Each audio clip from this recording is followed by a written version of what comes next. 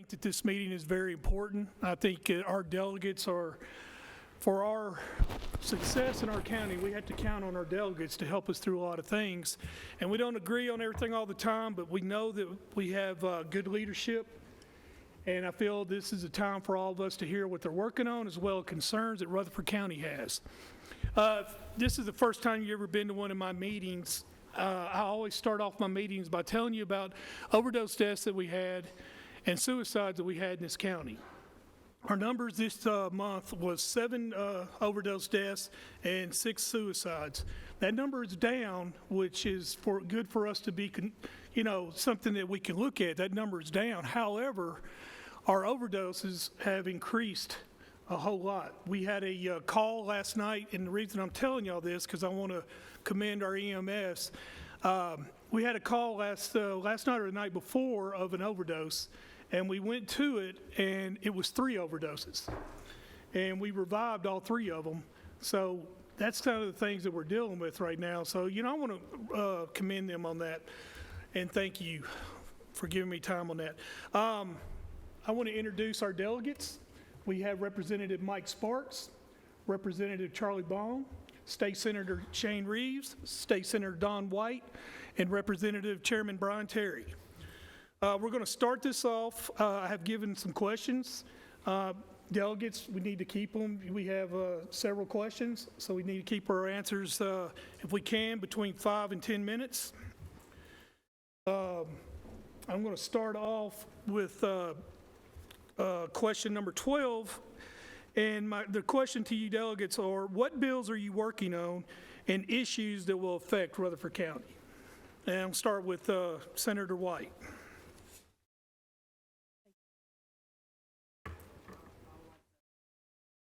Yeah, it's on.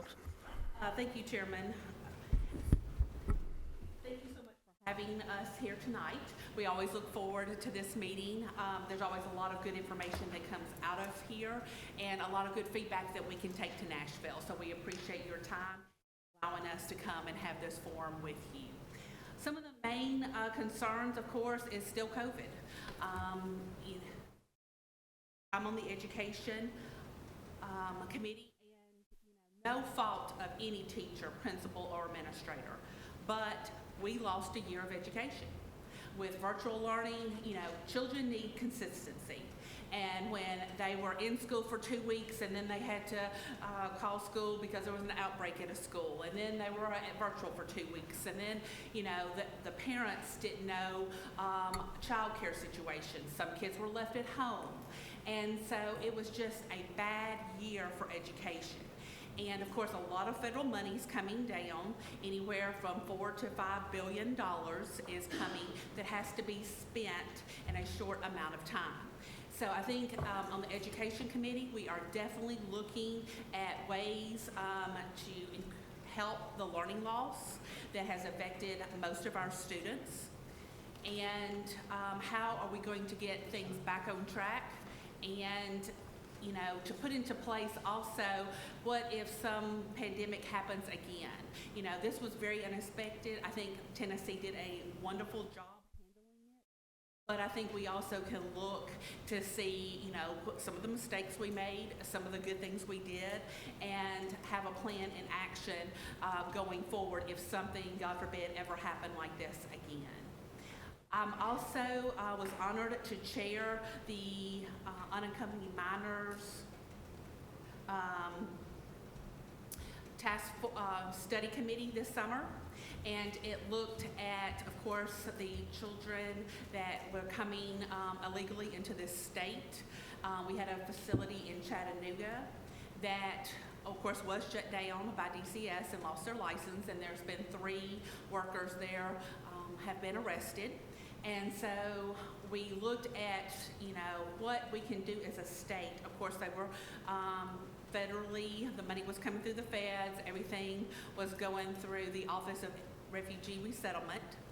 And so the state really has no control over it, but we also are going to look at recommendations on how to tighten some license maybe, and how we can have more transparency if a center like this was to open back up in Tennessee.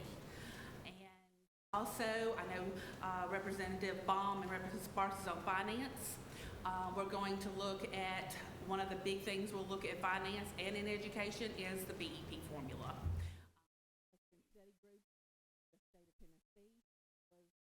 Call yesterday with one of the study groups that's looking at the formula, what the extra money added to the BEP formula. And that will be a huge conversation in education, and then of course in finance on how we would fund extra line items in the BEP formula. So that's some of the stuff that's coming through that I will be working on this session. Thank you, Senator. Senator Reeves. Am I hot here? I got to push this one. You're good. Thank you, Mr. Chairman. Good evening, Commissioners.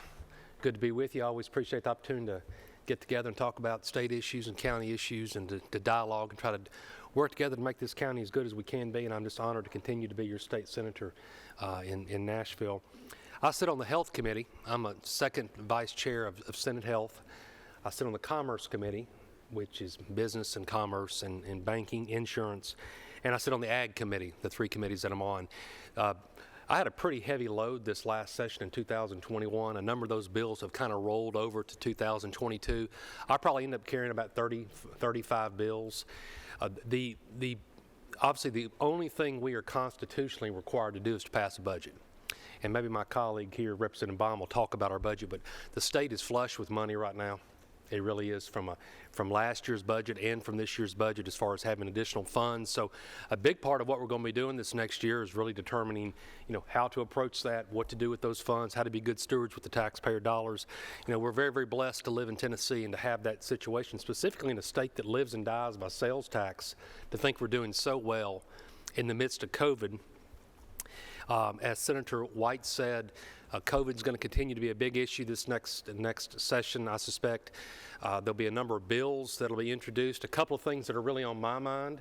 Number one is the nursing shortage, which I'm hearing it everywhere I go nowadays, be it hospitals or nursing homes or home care or hospice or assisted living, just such a massive nursing shortage. What can we do from a state level to maybe put a little wind behind the sails of that profession?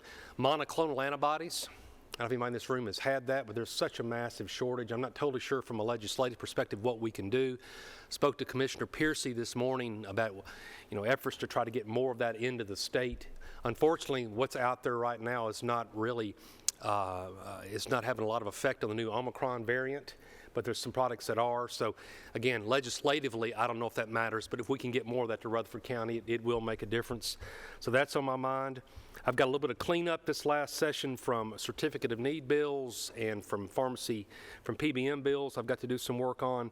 And elimination of the professional privilege tax, I think I could see that going away this next time as well. That's a big deal for our attorney friends in the room and physician friends in the room.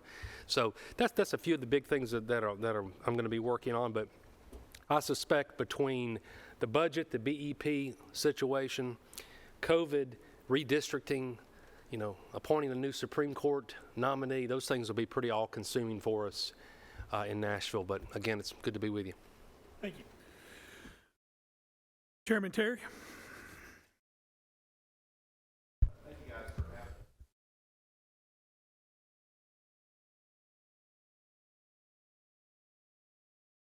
Dialogue between us and what we're doing. How we work together.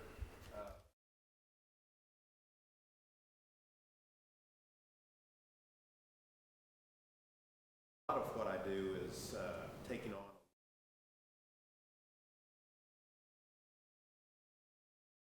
A lot of my focus this year is going to probably be on helping others craft their bills.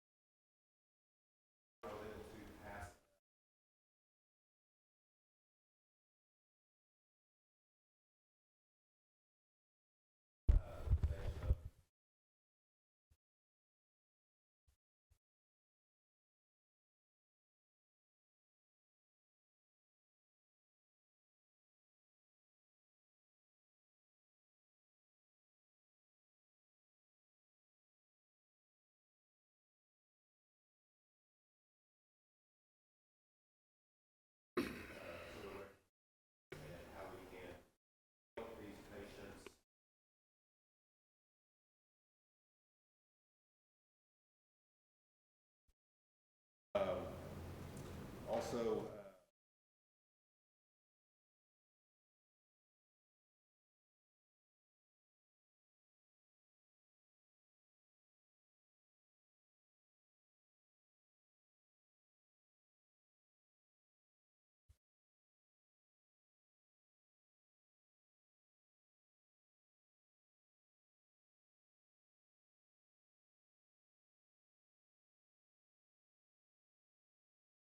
Thank you. Representative Sparks?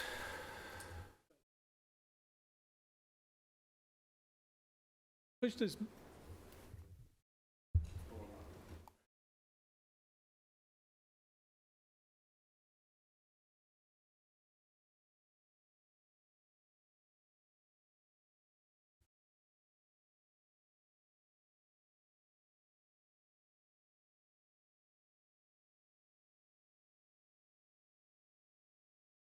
School board maybe BP funding.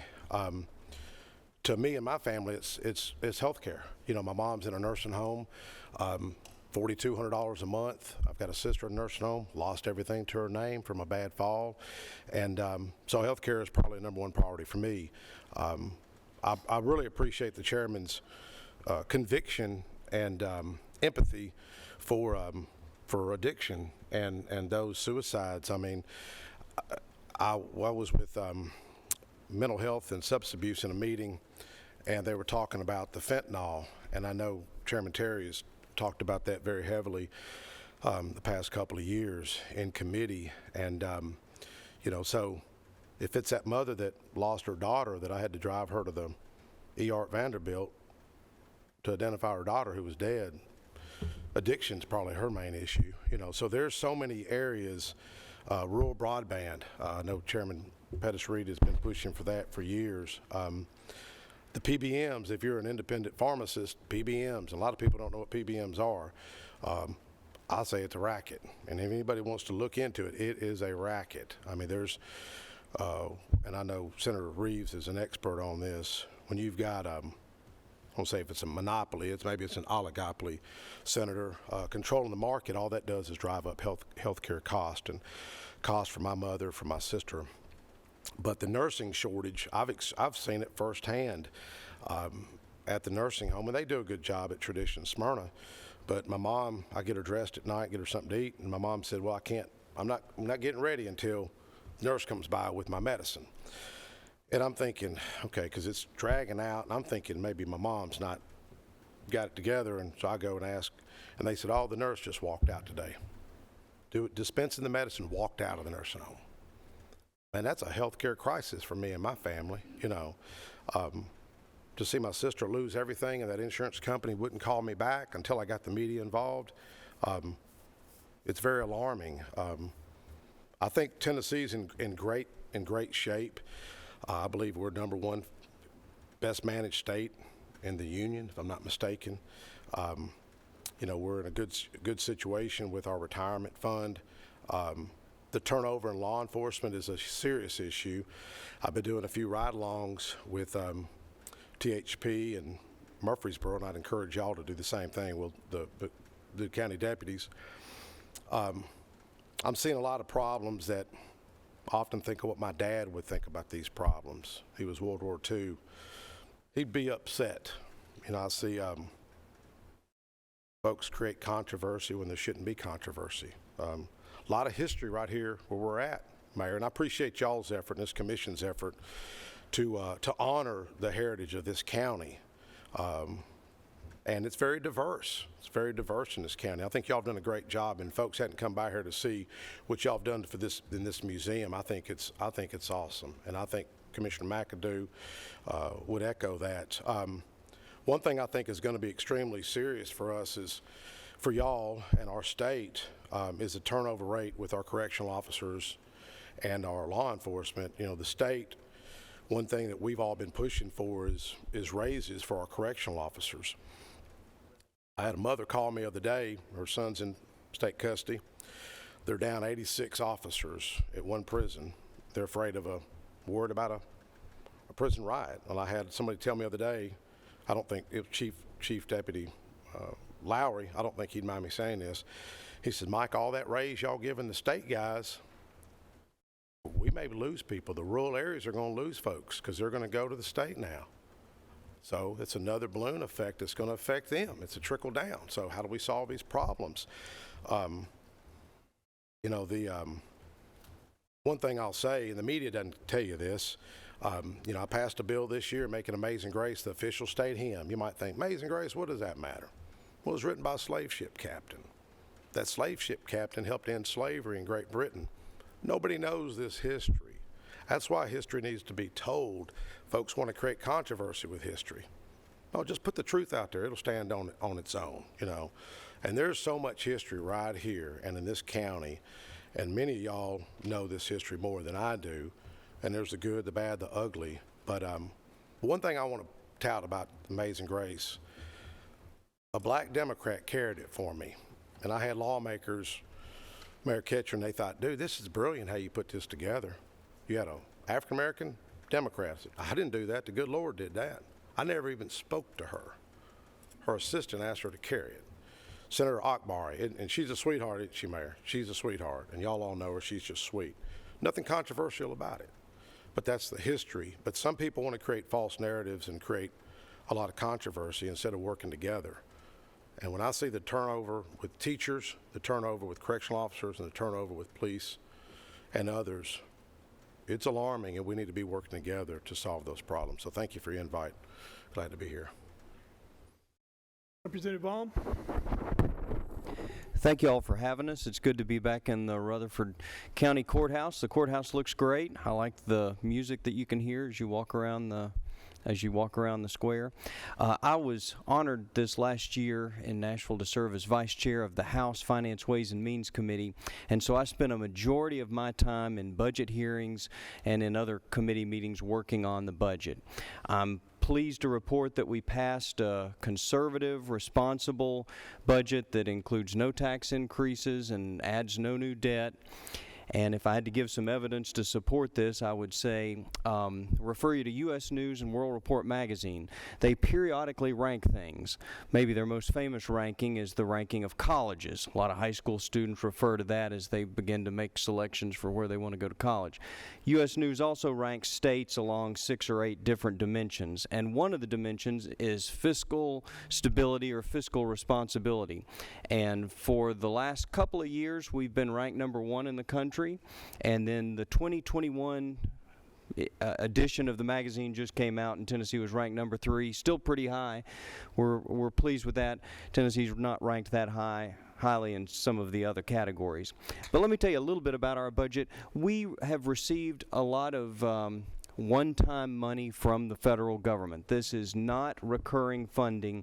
And one of the things we've been concerned about is taking one-time money from the federal government and creating recurring expenditures.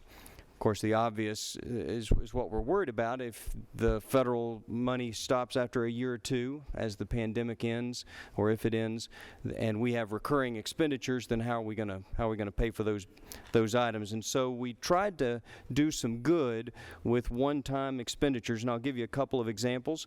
Mental health problems in this state are a rising concern, and so we created a $250 million mental health trust fund where we're going to use the proceeds off the trust fund to address mental health problems. We're not dependent on recurring funding for this. We're going to use proceeds from the investment to perpetually, hopefully, address mental health problems. We added $250 million to TCRS so that our TCRS retirement program for state employees is essentially 100% funded. From one day to the next, investments go up and down, and so it's never exactly 100% funded, sometimes a little bit more, sometimes a little bit less. But I know this was a concern of this commission several years ago when we were deciding whether to keep our employees under that program or a modified version. I think the Hall income tax is going to be phased out this year or after the 2021 tax year. We're allocating some money for broadband, and I know we're going to talk more about that later, and so I'm going to save my comments about broadband for a little bit later place in our discussion. And we also added about $100 million to our rainy day fund to prepare for future uncertainties. Things that are of particular importance to this county that have to do with the budget include 2 bills that I sponsored with various combinations of co-sponsors from the members you see up in front of you that would add $30 million to growing school districts that they could use to help build new school buildings. Now, that legislation did not pass. It's a piece of legislation, it's a bill that we have sponsored and have run the last several years. We have not been able to successfully pass it, but we're trying to cobble together coalitions of other representatives and senators so that will pass, and we're going to try to do that again this coming session. We know that building new schools is a challenge, and we've got some other approaches that we're going to be considering in order to help growing school districts, and I think we'll talk a little bit more about that in just a second when we get into the BEP. Thank you. All right, let's get to our questions. One of the things that we talked about is BEP. This is a big concern for Rutherford County, and I'm going to start this question off. And it's a 2-part, okay? So go with that. The governor recently stated that he and the General Assembly would address and possibly restructure BEP funding formula.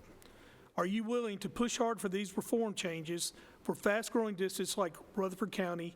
Also, is there any way to create a recurring revenue for aging schools for deferred maintenance? I'm going to start off with Representative Baum. Thank you. I know the BEP formula is a topic of concern.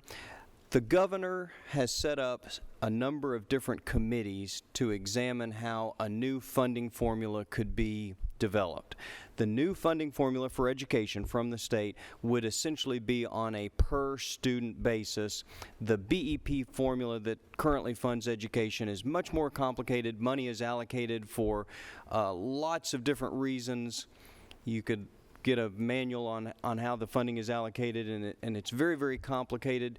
I guess the drawback of that is it's hard to explain, it's hard to understand. But the good part about it is lots of different items that need funding have been thought of and are in the formula. I guess if you go to a student funding formula, this would be the revision.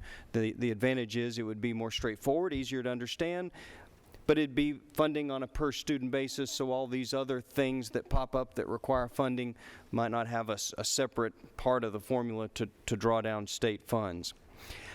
The governor appointed me to one of these committees to discuss a new funding formula, and it's the committee that includes representatives and school district superintendents from growing communities. And I'm pleased to report that everyone on this committee believes that funding for new schools and school maintenance needs to be part of the new funding formula. Unfortunately, the governor set up 18 of these committees, and so my committee is just one of 18, so you can quickly forecast where this is headed. We're going to probably end up in a situation where we have been, where different kinds of school districts have different needs. Rural school districts are not worried about growth. They're losing students, and their concern is how can we afford to keep our schools open when we have fewer students, and that means we're receiving less state funding. Urban school districts have their own challenges. We're in a suburban district that's growing. Our challenge, as you know, is building new schools, but unfortunately, representatives from rural areas and urban areas have different problems and are not necessarily sympathetic to the challenges we face. But to answer your question, on this committee and in other ways, I and I'm sure every member, every representative and senator up here are trying to do what we can to educate others about the challenges a growing school district faces, and we're trying to get money for new schools part of a new funding formula. Thank you. We're limited on time, so is there anybody, I'm going to look left, I'm going to look right. All right, might catch you, might not, but we're going to start off, Senator White. Thank you so much. Just like Representative Baum says, I was on one of these committees. Mine is personnel. We had on the committee teachers, special area teachers, classroom teachers. We had also nurses and counselors on this committee. And we're looking at the ratios of, lowering the ratios in all different grades. Another problem I know of funding is school nurses. We're looking at what the formula should be. I think now currently is 1 to 3,000 students, and we're looking to lower that, as well as guidance counselors. And they were looking at also the cost, which again, as Representative Baum said, none of this is set in stone. This is now just getting feedback from the different, his committee, my committee, and as he said, there's 18 committees. And so we're looking at also ways of maybe a social worker. That was brought up, for a school district. And we're all just looking at ways we can formulate the BEP to serve as many of course, there's over 140 school districts in the state of Tennessee. We all have different needs. But we're all looking to see what would be the best to serve all 140 plus school districts. But I, along with Representative Baum, have carried the bill, trying to get more money for growing school districts that's having to build a school a year. Any county that is touching Davidson County is having the same problems. So we're trying to build a coalition with Williamson County, Wilson County, Sumner County, all the counties that are touching Davidson that are in the same boat as we are, having to build a school a year to try to get the support to bring back some of the money to Rutherford County for your growth. Thank you. Chairman Terry? Thank you. And to add on to what Senator White said, a few, I guess it was during the COVID year, I just want to let you guys know, our delegation has been pushing hard. The first question about how far we push, but we've been proactive in this and been out in front of it. And Don and I actually carried the bill to have the BEP review committee look at growth counties. And of course, during that year, it got derailed by COVID, and they limited what they were going to talk about at the end of that year. But we all, as a delegation, sent letters to the BEP review committee, and we've talked to the chairman of the education committee, which is they're on those committees as well. So we've been out in front of that. Now, to their point, the BEP it's complicated. There's 4 components. I think there's 52 parts of those 4 components, and with one of them being non-classroom. And to the second part of the question about what can be done, again, they're working on what that formula can be, but part of that in the non-classroom is capital layout and maintenance. And so those are some of the things that if they can change that formula, add to that formula. I will say that now again, our budget, we have like maybe 1.2 billion that we're going to be bringing in more, and it may reach up to 3 billion. We don't know what those numbers are. We don't know how much is recurring. But a few years ago, I do know that for capital outlay, the Governor Haslam at the time put in his budget, I think it was like 70 million for improvements in capital outlay, and that may just have been for state and for universities. But there's a process where it's been done before, and that's something that they can look at in this formula. So. Thank you. I have a follow-up. Representative Baum, I know that our delegates are working on this, and I understand it's very complex, but do you foresee anything moving on the BEP restructuring in the near future, or is this something that will be, is it bleak, or do you feel optimistic about it? Well, keep in mind, right now the discussions are about changing from the BEP to a new funding formula, so there's not as much focus right now about changing the existing BEP funding formula. Folks are trying to develop a brand new formula. My understanding is that when the BEP formula was developed maybe 30 years ago, that it took several years, like 2 or 3 years, to develop it. These committees are going to be working over about three or 4 month period of time before we go into session on this new formula. It may be the case that that's just simply not enough time to develop something as important as a new funding formula. But we are working hard, and so I suspect that it's possible that a new funding formula will be feasible. One promising thing about this time is I think the state's budgets, the state's finances are favorable, and so if the state wanted to change to a new funding formula, they actually could do that and simultaneously put a little bit more money behind education. I think that would make a new formula easier for school districts to adapt to. I think it would be much more difficult to change the funding formula but not be able to put some additional money behind education. So I think that's one thing that's more promising about considering a change right now is we can change and add a little bit to education financially. Thank you. You want to? One thing. Senator Reeves? I don't want to be redundant because a lot's been covered, but, you know, I sit on the Fiscal Review Committee, so we are looking at where dollars are being spent specifically, and they're making us put everything into 4 buckets. It's going into the must-have bucket, things we absolutely must have, so that's things like teacher salaries and nurses and SROs, the things you've got to have.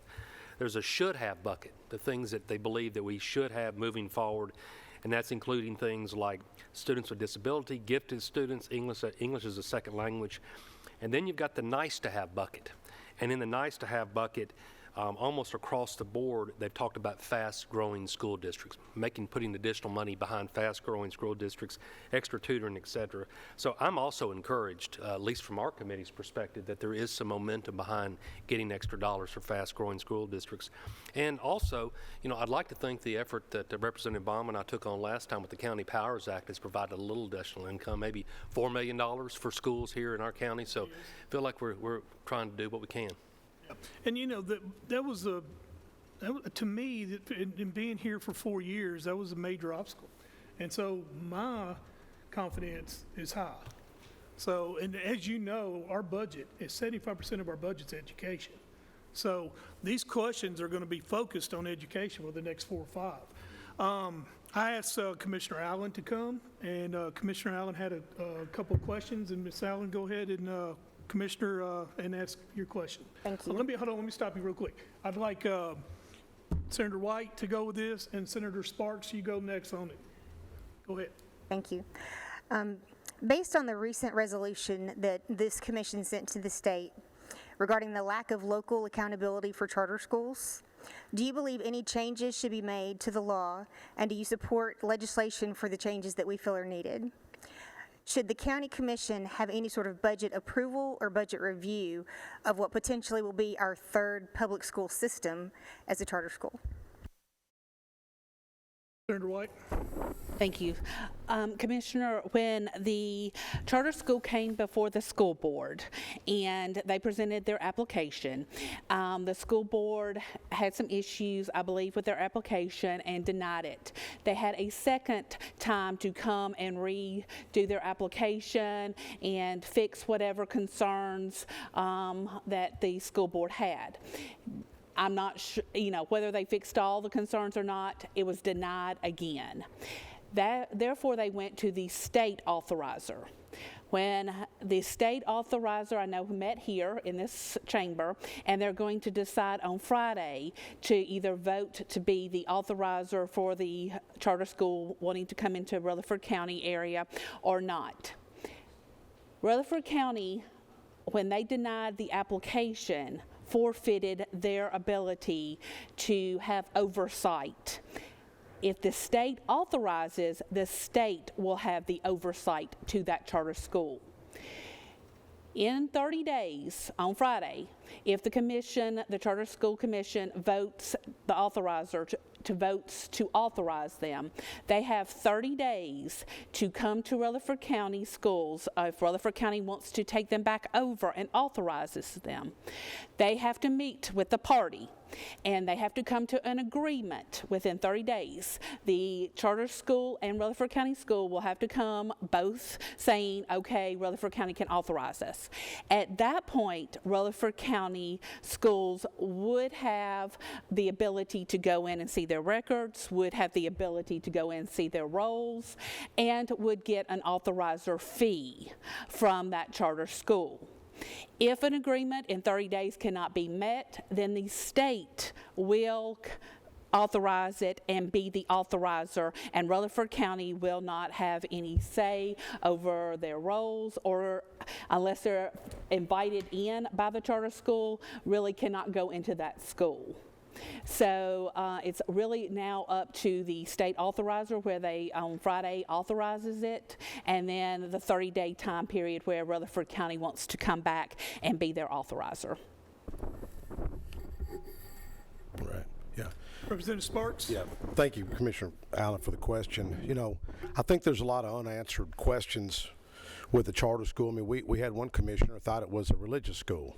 I mean, that just goes to show a lot of people just don't know what a charter school is. It's a public school. I was talking to a guy out of Kentucky, and he knows this gets to be controversial in Tennessee. He says, I taught at a charter school in Colorado. I don't know why it gets so controversial. He's had charter schools in New York. There's charter schools in Colorado. There's charter schools in California, and many of them are successful. I think school choice is something that we should really explore. I think it could save us some money. There's so many unanswered questions. I know commissioners don't, like I say, they don't know. Like I say, one thought it was a religious school. And what I think we ought to do is bring the charter school before the Health and Ed Committee and let them answer those questions, you know, because I don't have all the answers. None of us do. My wife knows this is really on my mind. Because if I'm going to step out and be for a charter school when everybody else is against it, it's lonely. It's lonely, you know. But I've been lonely before, so sometimes it's not lonely when you're by yourself. But my wife even bought a book from Thomas Sowell, a great economist, and it's called The Enemies of Charter Schools, The Enemies of Charter Schools. My wife ordered it for me. So I started looking at it. I've been reviewing. In fact, I even did some reviews today of KIPP Academy, and some of those reviews are just awesome, off the chart. You can just Google it real quick, KIPP Academy. And then I found some in Bronx, New York, of all places, the Bronx. And they're off the chart. There's 28 reviews, and they're all 4.5 stars. I think this is something that we should look at, and there's so much pushback sometimes. Anytime you won't change, sometimes disruption's a good thing. Sometimes it's a good thing. So, you know, let's contact the charter school applicant. It may get turned down. I don't know. It may get turned down, but I think we have 3 other letters of intent. Is that right? I think 3 more. So this is not an issue. 2 more. It's not an issue that's just going to go away as of Friday if this gets turned down. I've toured the charter school, and I would challenge everybody on the county commission and the school board, go tour the school. Go tour it. There's one in Nashville and Antioch. I was impressed. They've got they got a dress code. There's strong disciplinary discipline in those schools. And one reason I think that we ought to explore this is, like I mentioned when I spoke here a few weeks ago, 10 of the 12 Title I schools are in that northwest of the county quadrant in my house district. My wife taught in those schools. I've attended those schools. I think, Commissioner Allen, you attended some of those schools. And the demographics are changing. It would predominantly service black and brown students. And I think there just needs to be more transparency in government, and let's put it out there, and let's study the cost. And like I say, this is on my mind a lot, because I know people are adamant against it. And I just think we need to keep an open mind, because I've often said there's a disconnect in government, a disconnect. I said it when I sat in your seat, disconnect in government. You ain't got enough time for me to cite all the disconnect that I see. But I think let's bring that charter. Let's bring those folks to the table, and let's just grill them. Let's ask them the hard questions, and let's try to trip them up. And we'll just tell them they better be ready. They better be ready. But I think we can't continue to build these schools like we're building. The next school, like I mentioned, is $108.7 million. $108.7 million next high school. I remember when this county, and y'all done a great job. Commissioner Peake could echo this. What was it? Stewart's Creek built 3 schools for $70 million. And I know times have changed. Inflation's been there. But the next school, $108 million? Unsustainable. So let's explore. Let's get it before your committee, Chairman, and let's just, maybe it's a bad idea, but I know we've got these other letters of intent. So we gotta address that too. Thank you. Commissioner Allen, you got a follow-up? I just wanted to express the level of concern that we have, in large part, I think, is economic, right? So the first year, they're wanting $4.1 million, which equates to about 71 teacher salaries. They're not going to hire 71 teachers, but we're still going to have that many. So you're just lifting that money out of our budget and it's unaccounted for, right? So that's a big part of where the concern is, because just like you said, if they would come to Health and Ed and we could ask those questions, that'd be awesome. But that accountability does not currently exist. And so that's part of where that local accountability piece that we're asking for. So if you've identified areas in the current law that maybe would create that relationship, because this commission never got a chance to look at those applications directly because it was handled at the school board, right? So they made those decisions to deny and turn down. We never got to talk about it. I mean, they did report test through Health and Ed. I'm not going to say we were in the dark. I'm just saying it never came to us for a vote, right? Yeah. So, but the financial piece, we have to fund, and we have to figure out how to fund it. Yes, well, I've sat, as y'all know, I've sat in y'all's seats. I know that the tough decisions y'all have got to make to push that button. Not to say the school board members don't care about the decisions y'all have to make, but if it's feasible, let's look at it. But I was asking somebody today, I think they need to come before the county commission, not just the school board. You're the funding mechanism. You have to make those decisions.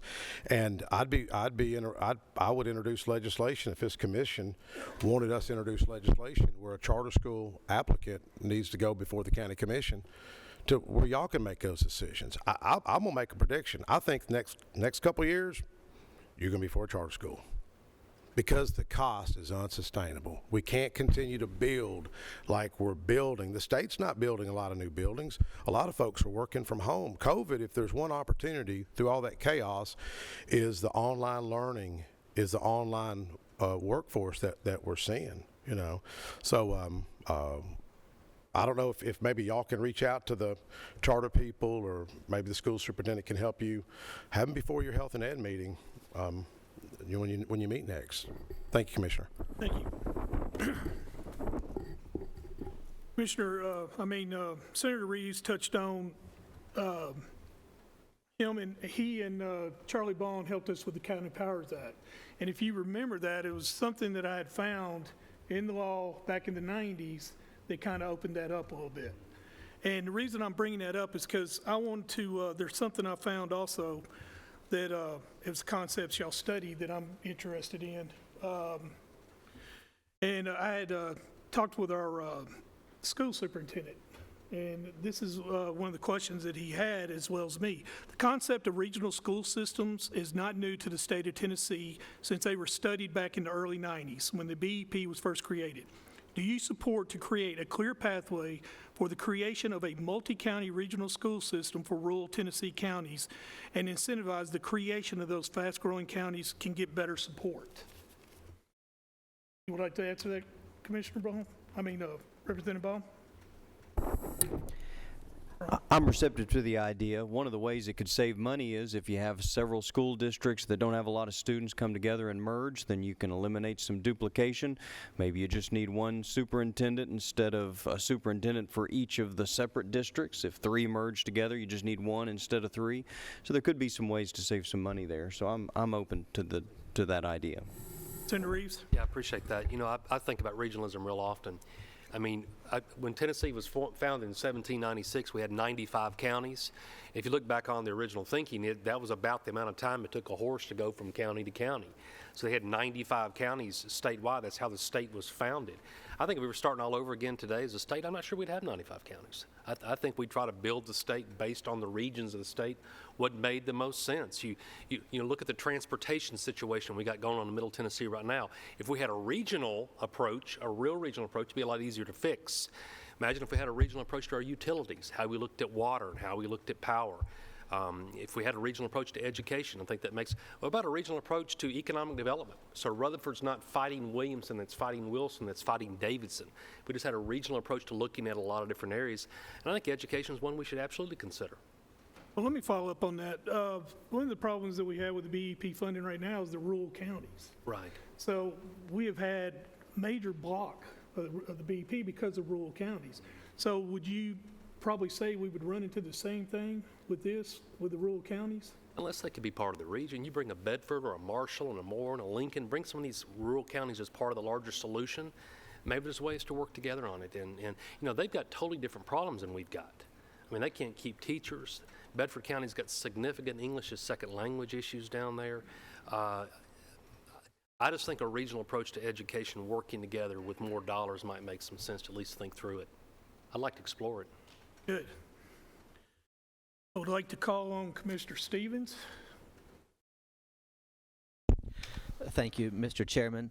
We've asked this question the past few years, but and I think you've touched on it tonight too, but would you support a change to the law to allow the high-growth counties to keep a higher percentage of the sales tax that are generated in that county to support school construction? Brian?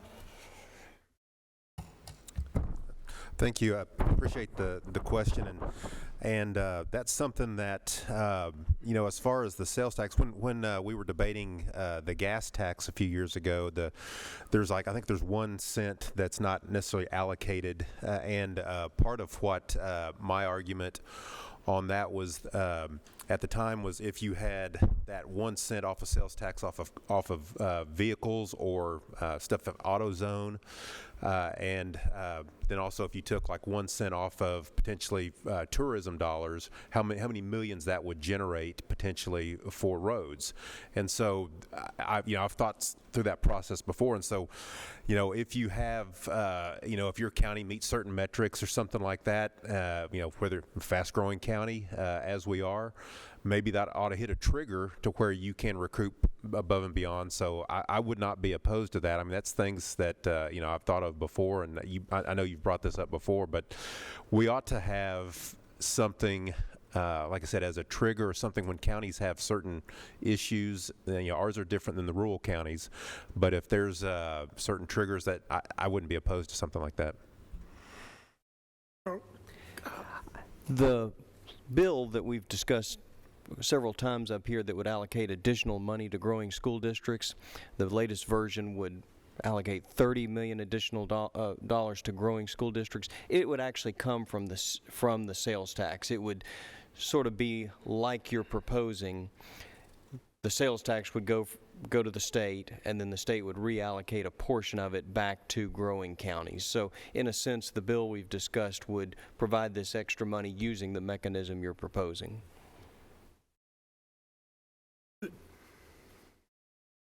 So this is something that we definitely can be looking to help us. Okay. My point is you'd be supportive of this. Okay. I'd like to call on Pettis Reed, and I want Representative Baum to answer his question, and then I'd like you to go to, I think it was Commissioner Terry, wouldn't you want it on this on broadband? Yeah, and then go to Commissioner Terry. Go ahead. Okay. We appreciate all of you being here this evening and being here to answer our questions. And in fact, Representative Sparks had already said today, don't be too hard on you with our questions. And I don't think we're doing that. I think we're bringing you something totally honest of what do concern the citizens out here of Rutherford County. But I know you've seen me up here before talking about broadband. In fact, I think the first time I ever brought broadband up was in 2015 when I first became a commissioner here. And it wasn't concerned in the Eagleville area and the southern part and west part of this county as far as what broadband was out there. And since that time, I think we've made some great advantages as far as broadband's concerned within our county. We've had some grants to come forward. We've had Middle Tennessee Electric and United get together and start doing that. In fact, this year, you couldn't go down any roads out there in my district without a United truck being parked on the side of the road or running down the road, or you see men placing cable up on the poles. And it was fun to see. In fact, my phone continually rang was when they're coming down my road. And that was the hard part because I didn't have that map, but I did know something about the grant. I appreciate Senator White, who was involved in some of that, getting our grants and helping us do that. And now Eagleville, I guess you could say they are somewhat of a fiber city. because they are seeing a lot of that happening there, where I know back in 2015 it just wasn't there at all. The thing is, though, we're still sort of short, I think. I think when COVID broke out, that it did expose some of our deficiency within this county as far as broadband was concerned, especially in our education area when we had to go virtual with a lot of our classes and where it was located. And there was a mad scramble to make sure students had some way to do that and what they had to do. And I think if you'll look at the percentage of what we have right now in Rutherford County that does not have broadband or have the capabilities of getting broadband, it's somewhere less than 25%, if I had to say. But it's still there. I know within my own district there, that number has moved from somewhat of the Iggleville area to, as it goes up the southern part of the western part of Rutherford County. If you'll think about the Link area, Midland area, and that part outing there, there's a lot that needs to still have that. In fact, when we were running these cables through Middle Tennessee Electric and United, we made a lot of people happy. They were talking about how fast the speed was and what they were getting. But the bad part was the roads that didn't go down, we made a lot of those people unhappy. And they were wanting to know, okay, when's it our time? And we had to explain to them that those roads were not within that grant. And it's just not coming that way. I saw out in my district out there during the really tough times, and I think you mentioned a while ago the online employment, where we had people going to seek online employment. We did have a lot of people come out in my area, they live out there, going to do online employment, but they didn't have broadband to do it. And I saw prices anywhere from $8,000 to $10,000, people paying our broadband companies to get it to their house. They was paying any amount to have it brought to them, and the broadband would be brought to them, and then after it was brought to them, they would hook up other people to what these people had paid for it to get there. So this was happening, and I sort of described that as, this looks something like the old gold rush days out in California. That's what broadband was doing and the way it was happening. And the question that I've brought up here is the fact that as funds come available for broadband in Middle Tennessee, how will they be divided among the counties, and what are your specific efforts to secure our share for placing broadband in all homes and families in Rutherford County? And I do know the governor has this plan to bring a lot more to the counties, and I think it's just important that we know somehow what's going to be done to help us get more of this to take care of these other situations. Representative Baum?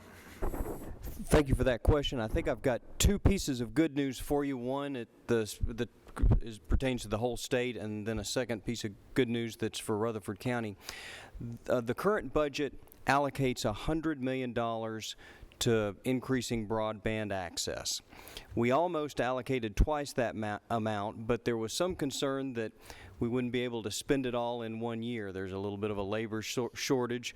So we decided that we would allocate $100 million this year and $100 million next year in next year's fiscal budget. We also asked experts in front of our Finance Committee how much money we're going to need to come up with to cover the whole state. One person told us $300 million, another person $400 million, and a third person told us $500 million. I think the answer is they don't really know, but it's multiple hundreds of millions of dollars. But we are $100 million into this, and when the next fiscal year starts, I believe we're going to put a second $100 million behind it.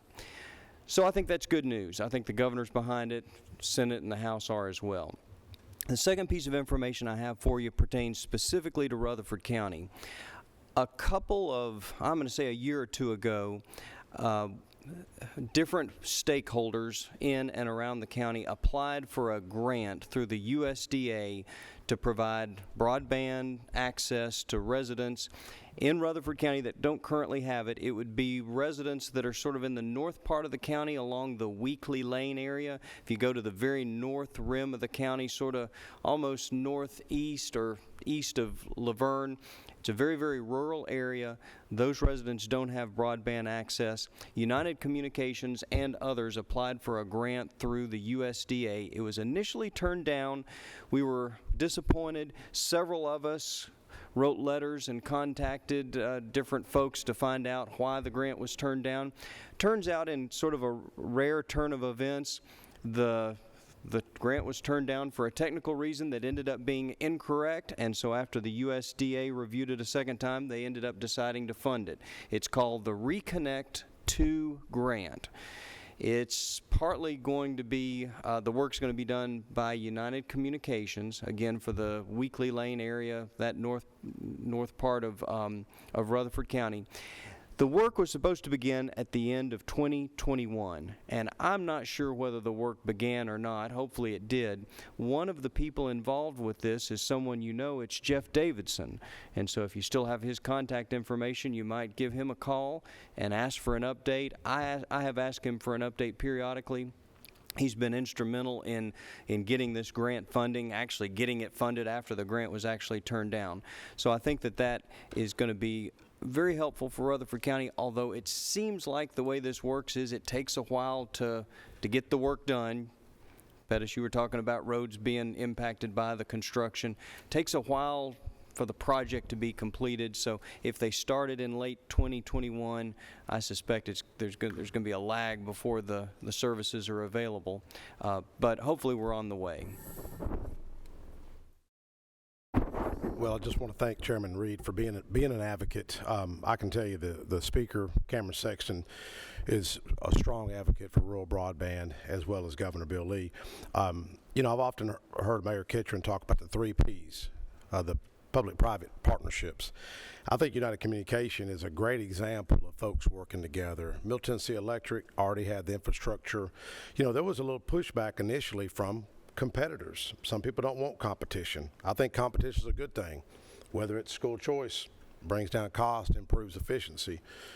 United Communication, 4.5 reviews, 699 folks. There's competitors that aren't going to get that kind of reviews. Pettis, why don't you go in there and give them their 700th review? I went ahead and joined them here about 2 months ago at $62 a month. It's not one of them bills that's going to go up where they tell you it's 62 and then it's 130. It's $62 a month. And so hats off to United Communication, Middle Tennessee Electric, for that public-private partnership. It just makes good sense, and it blesses everybody. It lifts all boats up, not just one person. It's everybody. And one thing about Mayor Kitchen I'll say is you've been a big proponent of this. I mean, you probably know this issue better than most people. And so not trying to be a commercial for United Communications, but check them out. Just go to united.net for more information. Thank you. Senator White. I know we're on time, so I'm just going to make it very brief. As Commissioner Reed said, the grants we got from Eagleville for United to come into the Eagleville-Rockville area, they are opening back up for applications for more grants. So if you don't have broadband, you might want to contact some carrier around you. The grants are January the 18th is when they open up, and they will close on March 15th. So if you don't have broadband, that's something you may want to look at and call a carrier around your area. Thank you. All right. Here's an emotional one. So I'm going to go to Chairman P. and ask this question. Thank you, Commissioner Chairman Harris. I'm just going to read this one straight out, and we'll talk about it. But I also have a follow-up question for you related. As the local commercial landfill seeks to expand by nearly 40% against the wishes of the county and cities of Rutherford County as well as a lawsuit against the Regional Solid Waste Board. As this heats up, will we be able to count on your support to fight for the wishes of the county against a billion-dollar conglomerate? Chairman Terry. Thank you. Great question. First off, absolutely. Since I've been in office, I think my first year up there, I tried to run a bill that would allow legislators to be landfill inspectors, and that obviously, as soon as I filed that, you can imagine the blowback I got on that. And of course, little did I know how much hazmat training and that was going to undertake for something to do that. But in addition, at the time, it was Senator Ketchum, at the time Mayor, we tried to run a bill to decrease if they could take wet sludge, and he remembers this. We were sitting in a meeting, we had TDEC there, and we had attorneys on the phone talking to them, and they just said flat out, because of a contract, we could not supersede that. But we've tried that. Senator White and I have run a bill that we got it to basically fought all we could against big time lobbyists to get that at least through one committee, and then we're working on potentially something else that may help this year. But absolutely, I go on odor patrols, and I mean this is something that is that they tell you. A lot of people think that when you are in office, it's glamorous or this, that, and the other. I tell people I know more about, landfills and cannabis, and those are two issues I didn't even think that I would, were on my radar coming in. And but it's something that obviously fighting for the county and my constituents for the odors, and even, a couple weeks ago I was talking to TDEC about buzzards out there and having them contact the USDA over that. And so absolutely, I think all our delegation, we've all signed on to letters to support our constituents and trying to take care of what amounts to a nuisance to many of our constituents. I think we will do anything and everything possible to try to stand against this. We will. I think the city and the county and the state are aligned on what can we do. I know I've been a part of a number of meetings with TDEC as well to try to slow things down. It's just we've got to get some momentum and get some solutions. But I don't think there's any question about it. We'll do everything we possibly can from a state level to try to slow this down. Right. Can I go ahead and ask my follow-up question? Follow-up, yeah. I just want to point out myself, Chairman Harris, Commissioner Blair, Commissioner Sereno, Commissioner Dodd, we all sit on our Public Works Committee, and we're part of the Solid Waste Special Committee to investigate ways to take care of our trash in the future. And of course, we've been doing this for a little over 2 years, working on it. There are a lot of options out there, and then we'll also be working with our municipalities to partner with them. Now, what that end product is going to be, I don't know. I don't think any of us that are on that committee can stand up and say this is what we're going to do. But there's options out there. One, we could just continue to landfill. That'd be the cheapest option. We could set up a MRF. We could set up transfer stations. We could do waste to energy. The list goes on and on if you see what I'm talking about. But here's the gist of my question. After our committee and the municipalities and the full commission decide, hey, this is the best option, and we could go ahead and say that's what we want to do and vote that in, get agreement. But one thing that comes to mind to me is I'd like some input from our citizens, and I want to know from you, is it possible for us to put this on a referendum? And when I say that, we may come down to say option A, landfill only, option B, say MRFs, or option C, maybe waste to energy. Like I said, there are a lot of different options. I don't know what the actual question might be that would be on a potential ballot, but I want to know if that's possible for us to have a referendum and just help us decide and let our citizens have that input.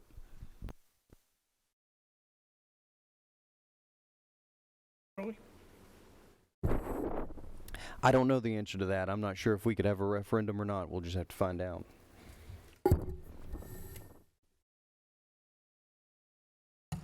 Yeah, to follow up, I'm not sure if you could, we can talk, Alan Farley may know the answer to that. We can have our assistants up there find out exactly what we could put on that. As far as ideas and anything that obviously, you know, it's a very difficult issue, and you guys have looked into that as well. You know, one thing that I would have you guys look at, and I know that it's been brought out there before,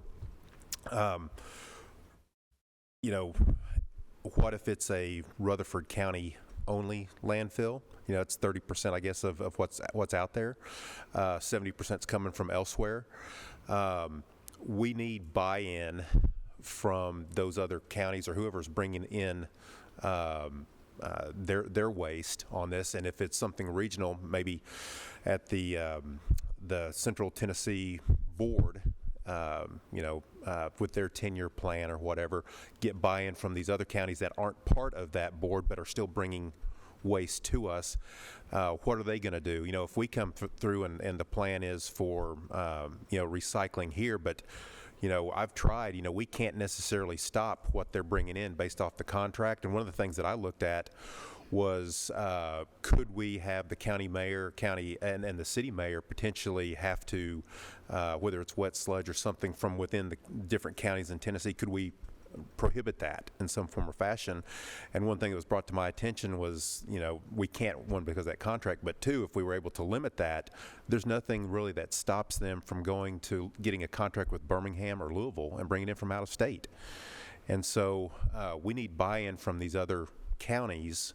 And is there a way that we could potentially locate or relocate the non-Rutherford County to another one of these counties?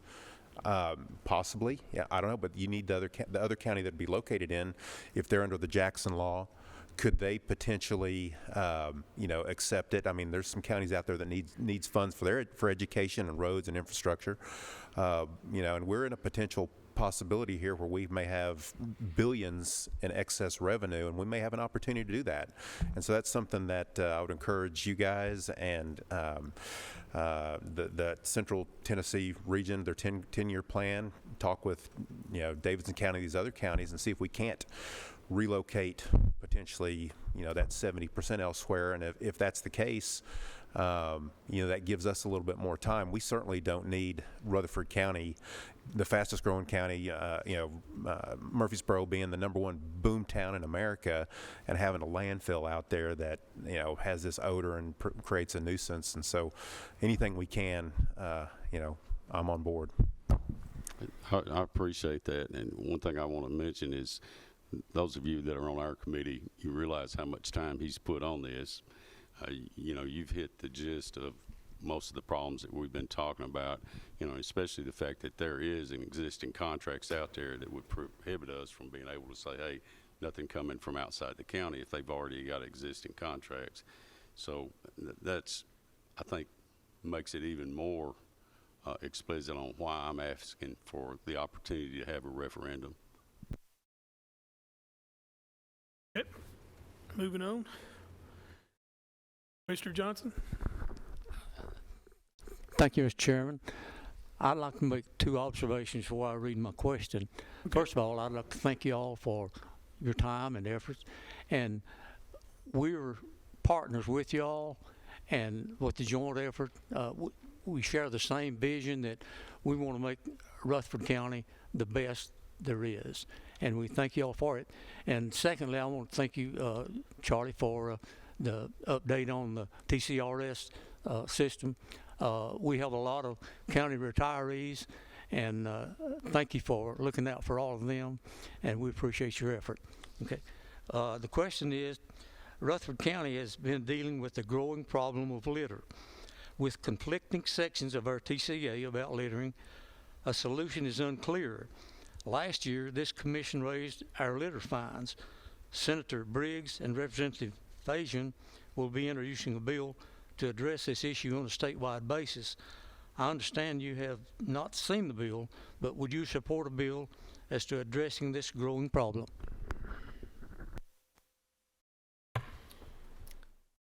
Representative Sparks?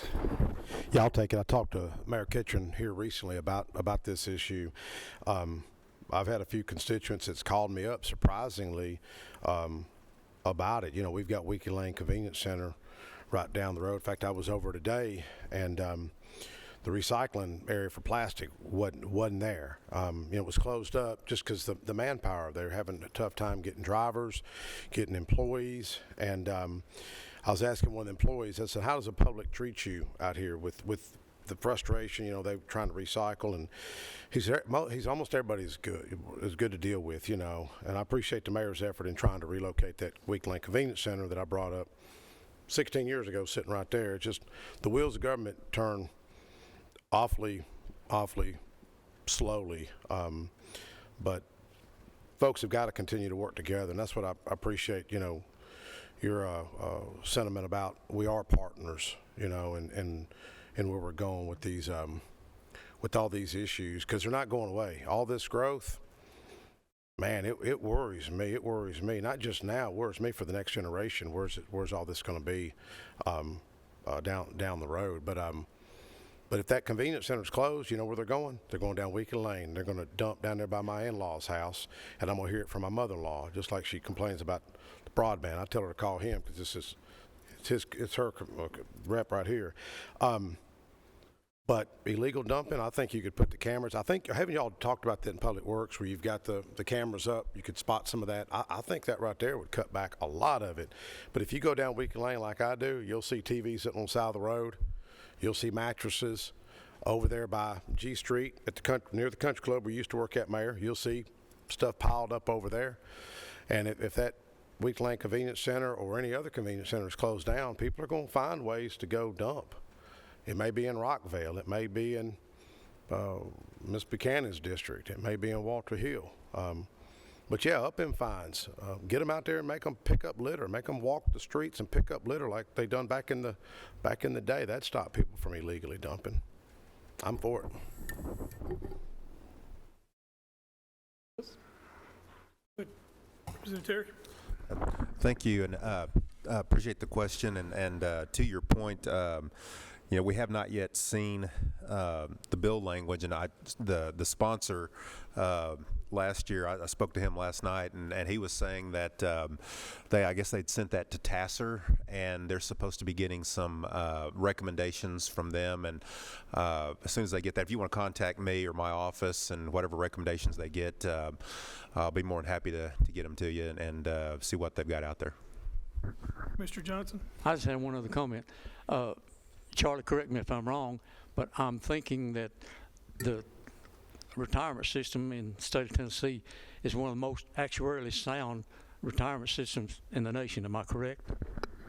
Yes, it is. And if you want to compare it to some systems that are not sound, you don't have to look any further north than Kentucky.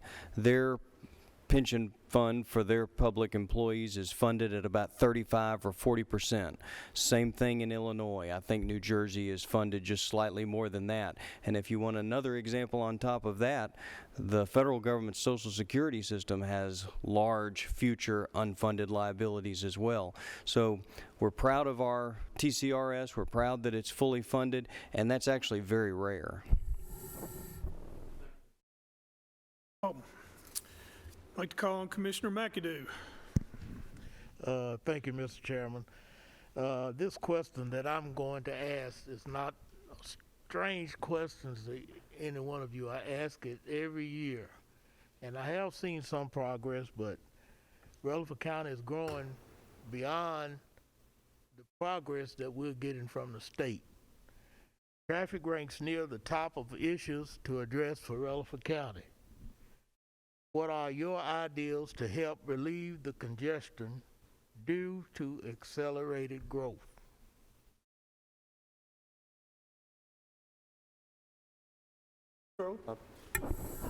I'll start us out with a comment or two. Some of the larger road projects that we've got going on in the county are the improvements in widening to Jefferson Pike. Now that's is sort of in the Smyrna community, but that was a road project that took several years to get approved, and the total price tag on that currently is almost $67 million. We've got several interstate interchanges that are going to be improved. What we found is we sort of have to prioritize these projects to get TDOT to fund the top ones on our list, and I believe really one of the next ones that we're pushing for are improvements in the Almaval Road area. Chairman Rudd is really the one that's sort of taking the lead among the six of us on that project.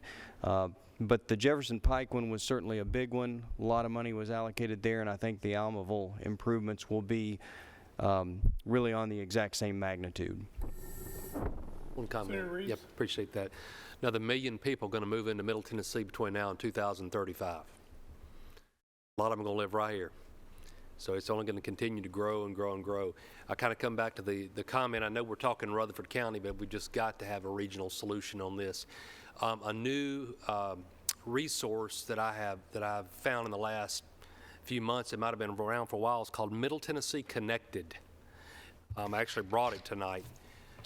This is a plan from 2021 through 2045 on how to deal with the overall regional transportation situation in all of Middle Tennessee, and it's throwing everything in the world at this, from smart highways, technology, significant transit solutions, from getting from the airport, how to deal with the rural counties, the suburban counties. It is a very, very extensive, but it's expensive, and it's complicated, and we've got to have political will to do these kinds of things in order to fix it. But we clearly can't sit back and say, let's just hope it gets better. But we got to have a regional solution. All right. I'd like to call on Commissioner Blair.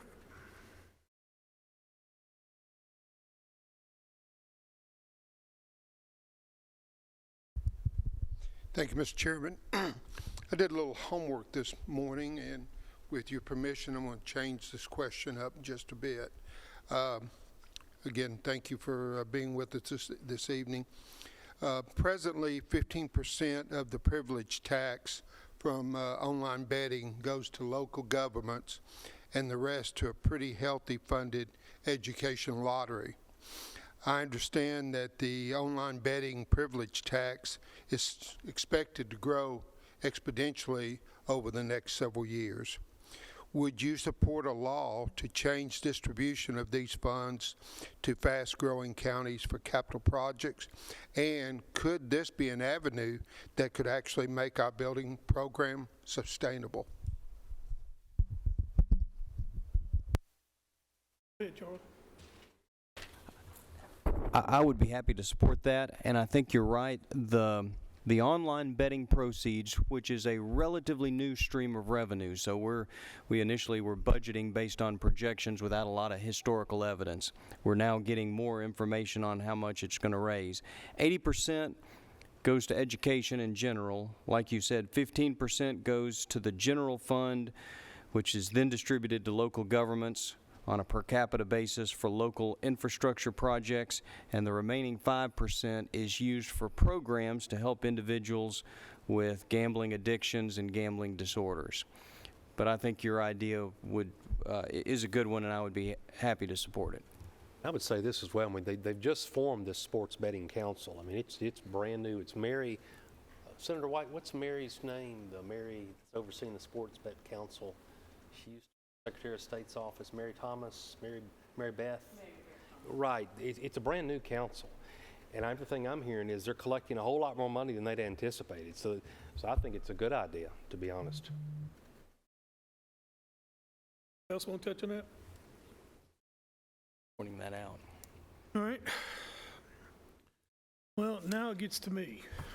So everybody knows how I feel about our opioid epidemic, and recently we have gotten word that Tennessee has been rewarded a certain amount of money for lawsuits against pharmaceutical companies. And this county commission had a resolution passed last meeting as to, we wanted to form committees as to spend the money which we're able to get unrestricted.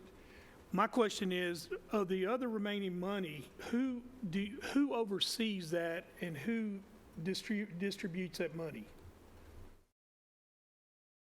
Go ahead. Thank you. Appreciate that. From my understanding, the agreement that came to and that they eventually passed, ultimately, I think the Attorney General is going to oversee the 70%, and it's the committee. There's a committee that was formed, and it's going to be need-based. So, if Rutherford County has needs, you put the application in, and the AG would oversee that through the committee. And then the other 30% goes to the counties, and I believe that was on population-based. So I think for that part of your question, that's my understanding of how that was going to be distributed. Well, while you have the mic, why don't you go, you want to talk on this? No, I was just going to comment. Why don't you go ahead and comment on my second question, which is, what is the state with the rising deaths that is, I think it's 30%. What is the state doing as far as trying to combat this epidemic? Thank you, and I appreciate that. And that was one thing I wanted to bring up. And a few years ago, under Governor Haslam, we passed the 10 Together legislation, and it does have a sunset on it, so it's got a time limit on it, but we can obviously extend that if we need to, depending on what we're seeing. And midway through, which is the mid-program report, we just got back this year, and that was something that I fought for. And then actually, I think, and then this year I added something to that report as far as how did COVID impact that, and it's kind of difficult for them to do that. But a couple of things I wanted to, the key points that they had on this was that based on the 10 Together legislation, it had an immediate and lasting impact on the duration of shorter prescriptions, with short 1 to 3 day prescriptions replacing many prescriptions that may have otherwise been written for 4 to 10 days or 11 to 20 days. There was no sudden decrease among patients with chronic pain. An opioid-naive person, so somebody that's not a chronic patient or somebody that's not had opioids for a considerable period of time, they are much less likely to receive a long-duration prescription and are somewhat less likely to become a long-term user. One of the things, though, from this report that we've also seen is that while prescriptions dipped, the total overdoses soared. As the pattern of pre-pandemic daily life were disrupted for most Tennesseans. The other issue that we have that the report is out there is fentanyl and overdoses are the number one cause of death in adults ages 18 to 45. And obviously a lot of that is coming from China, coming through our southern border. And that's something from a state issue, from a state perspective. We're now essentially, I mean, that the word's out there, we're a border state. I mean, the impact of not having a secure border, having these narcotics coming into our, from cartels coming in here, it's a major problem. Fentanyl is a drug that it's probably the most common opioid that we use in anesthesia. And it's something that I've trained to use. I don't even trust some other doctors using it, and it's on the street. And that's something that it's a major problem. And, whether it's, congressional changes, but securing that border, getting them to make changes at the federal level as well, those are some things that we're going to have to deal with, or this is just going to continue to escalate. I really don't have a lot to share other than one of the big unintended consequences of COVID was a lot of the narcotic anonymous groups could not get together. And some of the groups that I talked to said, people were dying. They were overdosing because they just could not get their support groups together because of COVID, did not want people in rooms together. So that was a real problem.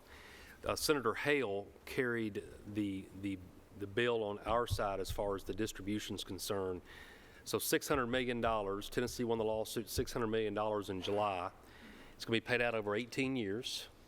And Chairman Terry said 70%, and that's probably right. I had 60% down to the state and 40% to locals, but I'm not real sure.